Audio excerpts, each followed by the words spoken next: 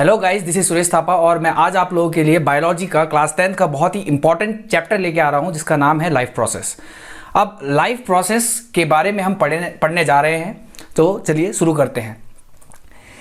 Definition से पहले मैं आप लोगों से एक चीज़ करने को बोलूँगा। वीडियो पॉज कीजिए और सोचिए कि हम कैसे डिफ्रेंशिएट करते हैं लिविंग बींग्स और नॉन लिविंग बींग्स में। हम कब किसी चीज़ को लिविंग बींग्स कहते हैं और कब किसी चीज़ को नॉन लिविंग बींग्स कहते हैं या नॉन लिविंग थिंग्स कहते हैं।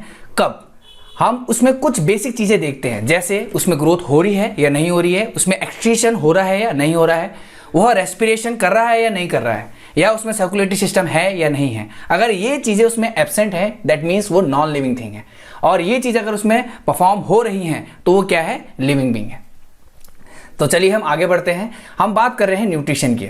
अब न्यूट्रिशन चीज़ है क्या? जब कभी भी हम किसी और से फूड ऑब्टेन करते हैं तो उसको हम क्या बोलते हैं, न्यूट्रिशन। इसका सिंपल सा डेफिनेशन क्या है, the process by which an organism obtain its food is known as nutrition.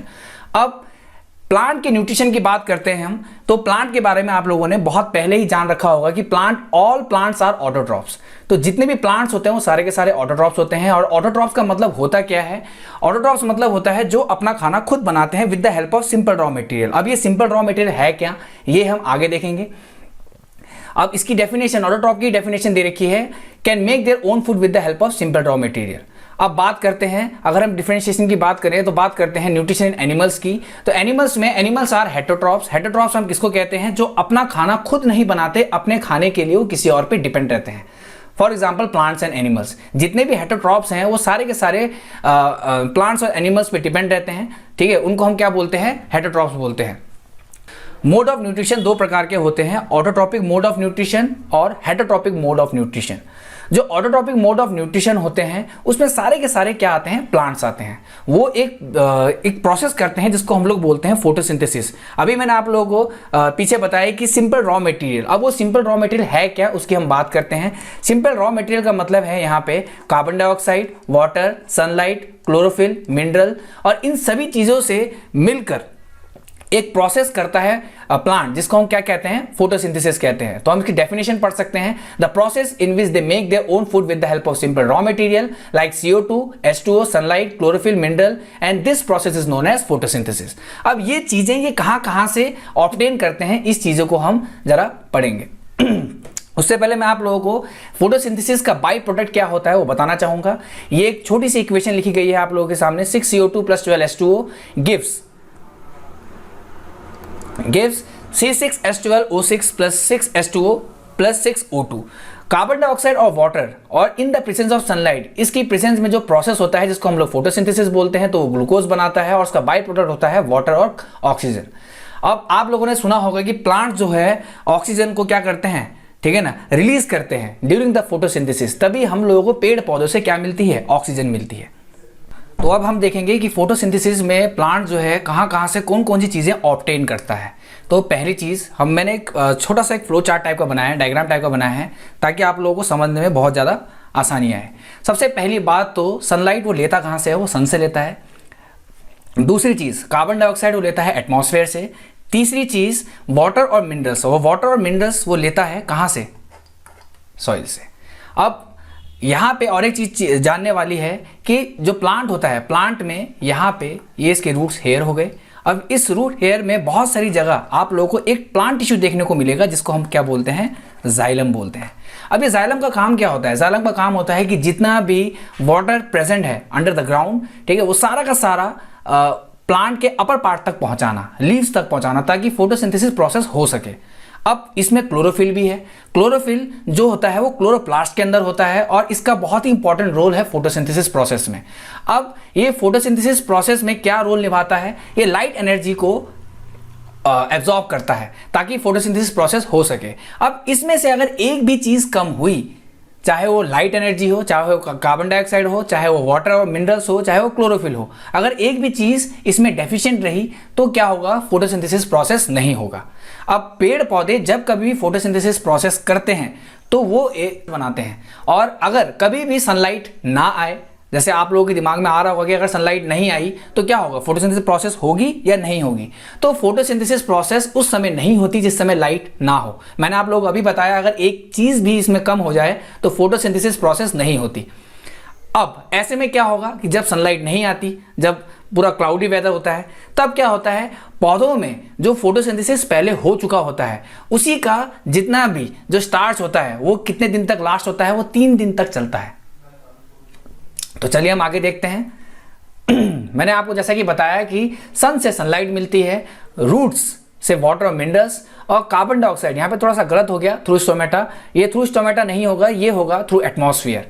और क्लोरोफिल ऑलरेडी लीफ में प्रेजेंट होता है। तो मेन इवेंट क्या है फोटोसिंथेसिस के, absorption of light energy by chlorophyll, दूसरा conversion of light energy plus splitting of water into hydrogen and oxygen, और तीसरा reduction of carbon dioxide into carbohydrate. अब नेक्स्ट है स्टोमेटा। अब स्टोमेटा को जानने के लिए स्टोमेटा को जानने के लिए मैं आपको एक छोटा सा डायग्राम दिखाऊंगा। देखिए ये एक क्या है, लीफ है। अब इसमें ये बहुत सारे लीफ के क्या होते हैं, ब्रांचेस होते हैं। अब ये लीफ के जब ब्रांचेस होते हैं तो इसमें बहुत सारे छोटे छोटे टाइनी पोर्सेस होते हैं। अब इन छोटे छोटे टाइनी पोर्सेस को हम लोग क्या कहते हैं, स्टोमेटा होते हैं, और ये लीफ के बैक साइड में प्रेजेंट होते हैं। अगर मैं इसको थोड़ा सा एनलार्ज करके दिखाऊं, इस छोटे से पोर्शन को थोड़ा सा एनलार्ज करके दिखाऊं तो इट लुक लाइक दिस। मैं आपको दिखा रहा हूं, ये रफली बना रहा हूं मैं आपको। ये 2 हेवीली गार्ड सेल से क्या होते हैं, सराउंडेड होते हैं, और बीच में इस गार्ड सेल के बीच में यहां पे आप लोगों को क्लोरोप्लास्ट देखने को मिलेगा। तो चलिए देखिए, तो चलिए हम स्टोमेटा की डेफिनेशन के बारे में देखते हैं। Tiny pores present on the back side of the leaf is known as stomata. और हम स्टोमेटा को लंग्स ऑफ द प्लांट्स भी कहते हैं। और हम स्टोमेटा को लंग्स ऑफ द प्लांट्स भी क्यों कहते हैं, क्योंकि जितनी भी exchange of gases take place होती है किसी प्लांट में, वो सारी की सारी स्टोमेटा के थ्रू होती है। जैसे हम ह्यूमन बीइंग हैं, हम ह्यूमन बींग्स जब हम ब्रीथ करते हैं तो हम हमारा जो मेन ऑर्गन है वो क्या है, लंग्स। ठीक है, ऐसे ही पेड़ पौधों में क्या होता है, पेड़ पौधों में स्टोमेटा होता है जिसको हम प्लांट्स ऑफ द लंग्स कहते हैं, क्योंकि इसी के जरिए सारे के सारे गैसेस का एक्सचेंज टेक प्लेस होता है। Some parts of the stomata are, दो स्टोमेटा के कुछ पार्ट हैं वो क्या क्या है, क्लोरोप्लास्ट, स्टोमेटल पोर और गार्ड सेल। इसमें ये सारी की सारी चीजें बहुत ज्यादा इंपॉर्टेंट हैं। अब इसमें डायग्राम में देखिए आप, डायग्राम में आपको देखने को मिलेगा। अब यहाँ पे क्या है, यहाँ पे एक लीफ का स्ट्रक्चर है। लीफ के स्ट्रक्चर में माइक्रोस्कोपिक जरिए से हमने दिखाने की कोशिश की है कि यहाँ पे जो स्टोमेटल पोर है, ये स्टोमेटल पोर ओपन है और ये स्टोमेटल पोर जो है ये क्लोज है। अब स्टोमेटल पोर जो ओपन हो रखा है, स्टोमेटा जो ओपन हो रखा है और एक क्लोज हो रखा है, कि इन दोनों में डिफरेंस क्या होता है ये भी हम जानेंगे। अब डिफरेंस क्या होता है, जब कभी भी जो ये गार्ड सेल होते हैं, यहाँ पे आप लोगों को दिख रहे होंगे ये गार्ड सेल जो होते हैं, ये गार्ड सेल इनको बोलते हैं हम लोग, ये गार्ड सेल। अब इन गार्ड सेल में यहाँ पे आप लोगों को क्लोरोप्लास्ट देखने को मिल जाएगा और यहाँ पे बीच में आप लोगों को स्टोमेटल पोर देखने को मिल जाएगा, जहाँ से गैस का जो एक्सचेंज होता है वो टेक प्लेस होता है। अब ये जितने भी जो गार्ड सेल हैं, ये गार्ड सेल का बहुत ही इंपॉर्टेंट रोल है। जब कभी भी जाइलम जो है, मैंने जाइलम आपको बताया था पहले, ये जाइलम जो है रूट से वाटर लेके जाता है लीव्स तक। अब लीफ में प्रेजेंट होता है स्टोमेटा। अब स्टोमेटा के अंदर जब गार्ड सेल में वाटर क्या करता है, एंटर करता है, तो ये गार्ड सेल स्वेल हो जाते हैं। अब ये स्वेल होने की वजह से स्टोमेटल पोर क्या होता है, ओपन होता है। और जब ये स्टोमेटल पोर ओपन होता है तो कार्बन डाइऑक्साइड अंदर जाती है और ऑक्सीजन कहाँ आती है, बाहर की तरफ आती है। और यही प्रोसेस बार बार चलता रहता है, यही प्रोसेस बार बार चलता रहता है और इसी प्रोसेस के जरिए पेड़ पौधे बार बार अपना खाना बना पाते हैं। तो चलिए हम आगे देखते हैं हेटेरोट्रॉपिक मोड ऑफ न्यूट्रिशन। तो ये हेटेरोट्रॉपिक मोड ऑफ न्यूट्रिशन मैं आप लोगों को पहले भी डेफिनेशन बता चुका हूं। This is the mode of nutrition organism unable to make their own food, they depend on autotrophs for their food supply directly और इनडायरेक्टली, फॉर एग्जांपल एनिमल और फंगी। अब देखिए आगे कि जो हेटेरोट्रॉपिक मोड ऑफ न्यूट्रिशन है वो 3 प्रकार के होते हैं और ये तीनों प्रकार हम लोगों को जानने बहुत जरूरी हैं, क्योंकि ये तीनों का अपना अपना इंपॉर्टेंस है। जब तक आप लोग इन तीनों चीजों को नहीं समझ पाओगे तो आप लोग हेटेरोट्रॉपिक मोड ऑफ न्यूट्रिशन को समझ नहीं पाओगे।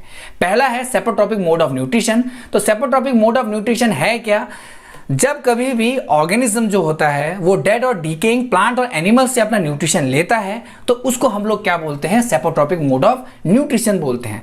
कहने का मतलब सड़ी गली चीजों से जो अपना खाना न्यूट्रिशन लेता है उसको हम लोग क्या बोलते हैं, सेप्रोट्रॉपिक मोड ऑफ न्यूट्रिशन बोलते हैं। फॉर एग्जाम्पल फंगी बोला इन्होंने, ठीक है। आप लोगों ने मशरूम भी देखे होंगे। मशरूम जो है एक सेपोट्रॉपिक मोड ऑफ न्यूट्रिशन होता है। आप कभी भी, अगर कभी भी रेनी सीजन है, रेनी सीजन में आप लोगों को जो है मशरूम, जो गांव वाले होते हैं वो मशरूम ढूंढने जाते हैं माउंटेन्स में, लेकिन अगर वो कभी भी साफ इलाके में जाएं मशरूम लेने, तो वहां पे उनको कभी भी मशरूम नहीं मिलेगा। जहां पे लीव्स बहुत सारे एग्रीगेट हो रखे हैं, जहां पे जो है पानी के द्वारा लाए गए जितने भी वुड हैं वो एग्रीगेट हो रखा है, और वहां पे वो चीजें धीरे धीरे रोटन हो रही हैं, तो वहां पे जब कभी भी बारिश आएगी तो वहां पे आप लोगों को मशरूम इजीली मिल जाएंगे।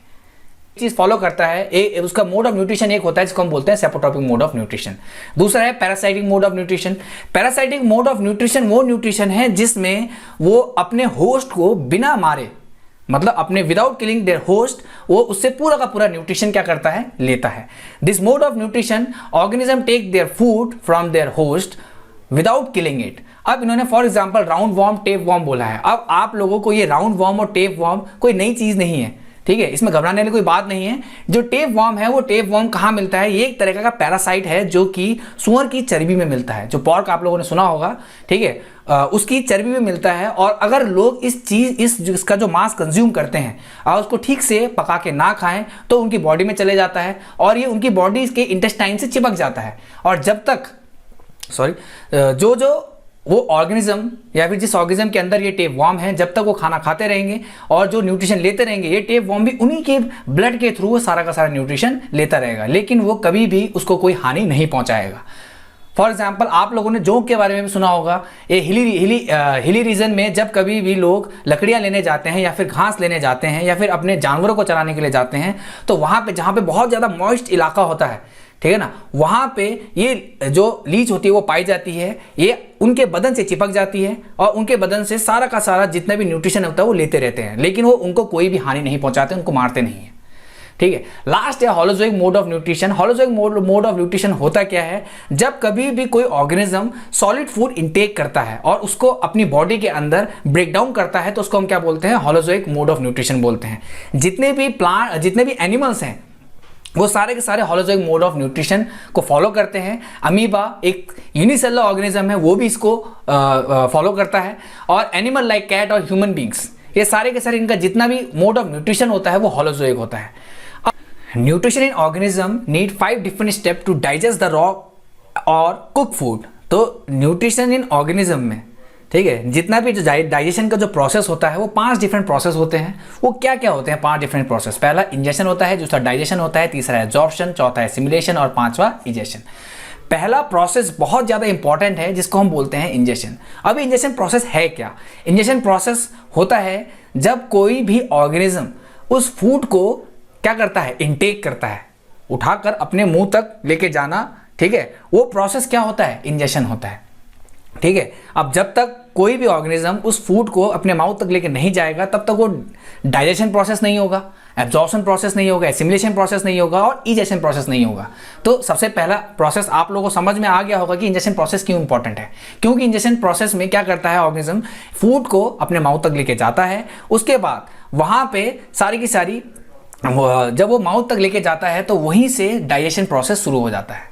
अब डाइजेशन का मतलब है क्या, the break down of complex food into simpler ones, ठीक है। दूसरा है एब्जॉर्प्शन, तीसरा है absorption movement of digested food from stomach to lower part of the body. Assimilation मतलब क्या है, यूटिलाइजेशन ऑफ फूड प्रोडक्ट। और इजेक्शन मतलब क्या है, रिमूवल ऑफ वेस्ट। मतलब ह्यूमन बींग जैसे डाइजेस्ट करते हैं खाने को, उस तरीके से समझाता हूँ। पहला आप लोगों ने क्या करा कि खाने को मुंह तक लेके चले गए, ठीक है ना। अब खाने को मुंह तक लेके गए और आप लोगों ने इसको च्युइंग किया, और जब आपने करा तो मुंह में ही क्या है, वहाँ पे डाइजेशन प्रोसेस शुरू हो गया, वहाँ पे ब्रेकडाउन शुरू हो गया, और वहाँ से उसके द्वारा उसके बाद वो खाना कहाँ पहुँचता है, आपके स्टमक में पहुँचता है। और जैसे स्टमक में पहुँचता है तो एक प्रोसेस शुरू हो जाती है, इसको हम क्या बोलते हैं, डाइजेशन। वैसे मैं आप लोगों को बता चुका हूँ कि डाइजेशन जो है माउथ से ही शुरू होता है, लेकिन जो डाइजेशन मेन डाइजेशन होता है वो शुरू होता है कहाँ से, स्टमक से। अब स्टमक के बाद स्टमक में बहुत सारी चीज़ें हैं, जो गैस्ट्रिक जूस होते हैं या बाइल जूस होते हैं वो सिक्रीट होते हैं, गैस्ट्रिक जूस सिक्रीट होता है। उसके बाद उनको ब्रेकडाउन होता है, ब्रेकडाउन होने के बाद उसमें बहुत सारी चीज़ें एब्जॉर्ब होती हैं, ठीक है। एब्जॉर्ब होने के बाद वो लोअर पार्ट में जाते हैं जिसको हम बोलते हैं स्मॉल इंटेस्टाइन, ठीक है। अब स्मॉल इंटेस्टाइन में जाते हैं तो वहाँ पे एक प्रोसेस होता है जिसको हम एसिमिलेशन बोलते हैं। जो एक बच्चे कुछ चीज़ें हैं जो स्टमक एब्जॉर्ब नहीं कर पाया वो स्मॉल इंटेस्टाइन एब्जॉर्ब करता है, उसके बाद उसको बैक टू द बॉडी भेज देता है। और लास्ट प्रोसेस है इजेशन। मतलब क्या होता है कि वो फूड मटेरियल जो आपके किसी भी काम का नहीं है, बिल्कुल ही वेस्ट है, ठीक है ना, वो इजेशन प्रोसेस के थ्रू बॉडी के बाहर निकाल दिया जाता है। आई होप आप लोगों को समझ में आया होगा। और कोई भी आप लोगों के डाउट होंगे तो आप डाउट सेशन में आप मुझसे पूछ सकते हैं। Thank you.